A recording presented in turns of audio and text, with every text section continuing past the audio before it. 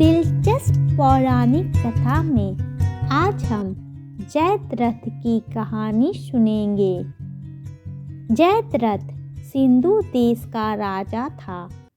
उसका विवाह कौरवों की बहन दुसला से हुआ था। महाभारत के अनुसार जब पांडव 12 वर्ष के वनवास पर थे तब एक दिन राजा जयद्रथ उसी जंगल से गुजरा जहाँ पांडव रह रहे थे। उस समय आश्रम में द्रौपदी को अकेला देख जयद्रथ ने उसका हरण कर लिया। जब पांडवों को यह बात पता चली तो उन्होंने पीछा कर जयद्रथ को पकड़ लिया। भीम जयद्रथ का वध करना चाहते थे, लेकिन कौरवों की बहन दुसला का पति होने के कारण अर्जुन ने उन्हें रोक दिया। गुस्से में आकर भीम ने जयद्रथ के बाल मुंड कर 5 चोटियां रख दी। जयद्रथ की ऐसी हालत देखकर युधिष्ठिर को उस पर दया आ गई और उन्होंने जयद्रथ को मुक्त कर दिया। पांडवों से पराजित होकर जयद्रथ अपने राज्य नहीं गया। अपने अपमान का बदला लेने के लिए वह हरिद्वार जाकर भगवान शंकर को प्रसन्न करने के लिए घोर तपस्या करने लगा। तपस्या से प्रसन्न होकर भगवान शिव ने उसे दर्शन दिए और वरदान मांगने के लिए कहा। जयद्रथ ने भगवान शिव से युद्ध में पांडवों को जीतने का वरदान मांगा। तब भगवान शिव ने जयद्रथ से कहा कि पांडवों से जीतना या उन्हें मारना किसी के भी बस में नहीं है, लेकिन युद्ध में केवल एक दिन तुम अर्जुन को छोड़ शेष 4 पांडवों को युद्ध में भी पीछे हटा सकते हो, क्योंकि अर्जुन स्वयं भगवान नर का अवतार हैं, इसलिए उस पर तुम्हारा वश नहीं चलेगा। ऐसा कहकर भगवान शंकर अंतर्ध्यान हो गए और जयद्रथ अपने राज्य में लौट गया।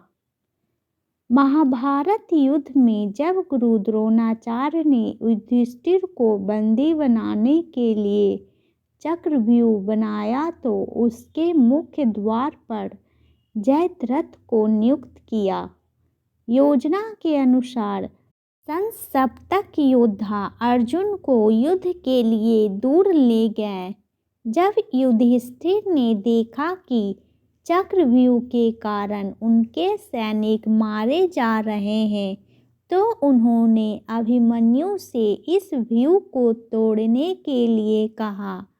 अभिमन्यु ने कहा कि मुझे इस व्यूह में प्रवेश करना तो आता है, लेकिन इससे बाहर निकलने का उपाय मुझे नहीं पता है।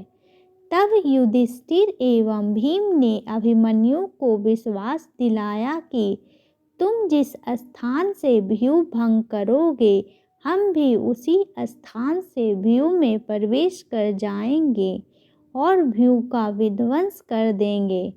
युधिष्ठिर एवं भीम की बात मानकर अभिमन्यु चक्रव्यूह भेद कर उसमें प्रवेश कर गया, लेकिन महादेव के वरदान से युधिष्ठिर, भीम, नकुल एवं सहदेव आदि वीरों को जयद्रथ ने बाहर ही रोक दिया। चक्रव्यूह में फंसकर अभिमन्यु की मृत्यु हो गई। अर्जुन को जब पता चला कि अभिमन्यु की मृत्यु का कारण जयद्रथ है तो उन्होंने प्रतिज्ञा की कि कल निश्चय ही मैं जयद्रथ का वध कर डालूंगा या स्वयं अग्नि समाधि ले लूंगा।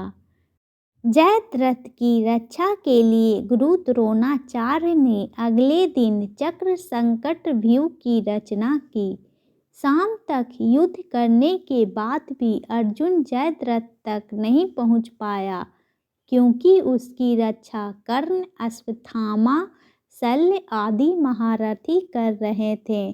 जब भगवान श्री कृष्ण ने देखा कि सूर्य अस्त होने वाला है, तब उन्होंने अपनी माया से सूर्य को ढकने के लिए अंधकार उत्पन्न कर दिया। सभी को लगा कि सूर्य अस्त हो गया है। यह देखकर जयद्रथ एवं उसके रक्षक असावधान हो गए। जयद्रथ स्वयं अर्जुन के सामने आ गया और उससे अग्नि समाधि लेने के लिए कहने लगा। तब श्री कृष्ण ने अर्जुन से कहा कि तुरंत जयद्रथ का वध कर दो। श्री कृष्ण ने अर्जुन को एक गुप्त बात बताई कि जयद्रथ के पिता वृद्धक्षत्र ने उसे वरदान दिया है कि जो भी वीर इसका सिर पृथ्वी पर गिराएगा उसके मस्तक के भी 100 टुकड़े हो जाएंगे। इसलिए तुम इस प्रकार बाण चलाओ कि जयद्रथ का मस्तक कटकर उसके पिता की गोद में गिरे। वे इस समय समंतक पंचक क्षेत्र में तपस्या कर रहे हैं। अर्जुन ने अमोघ तीर चलाकर जयद्रथ का मस्तक काट दिया। यह मस्तक सीधे वृद्धक्षत्र की गोद में जाकर गिरा।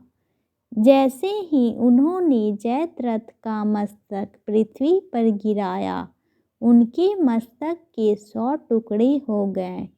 इस प्रकार अर्जुन ने जब जयद्रथ का वध कर दिया, तब भगवान श्री कृष्ण ने अपनी माया से उत्पन्न अंधकार दूर कर दिया। Please like and subscribe my channel.